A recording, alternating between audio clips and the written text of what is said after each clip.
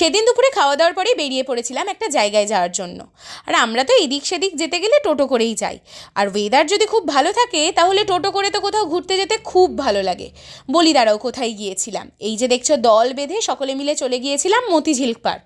ঠাকমা তেমন কোথাও ঘুরতে যেতে চায় না, কিন্তু ঠাকমার আবার মতিঝিল পার্ক ভীষণ পছন্দের। আর এই যে এত খোলা খোলা জায়গা পেয়েছে মিছরি, তাই সে আর কিছুতেই কোলে থাকবে না, হেঁটেই ঘুরবে গোটা পার্ক। শীতকালে তো বড্ড ভিড় হয় এখানে, তবে এই গরমের সময়টা বেশ ফাঁকা ছিল। ওখানে যে পার্ক আছে সেখানে মিছরি একটু খেলাধুলা করলো। আর কত রকমের যে ফুলের রং দেখলাম কি বলবো। কাঠগোলাপের যে এমন কিছু কালার হয় সেটা আমার আগে জানাই ছিল না। দুটো কাঠগোলাপ তুলে মিছরির দুটো ঝুঁটিতে আটকে দিয়েছিলাম। আকাশের দিকটা দেখো শুধু একবার, যেন মনে হচ্ছে রঙের খেলা চলছে। সন্ধে হওয়ার সাথে সাথে পার্কে লাইটও জ্বালিয়ে দিয়েছিল, আরও সুন্দর লাগছিল চারিদিকটা।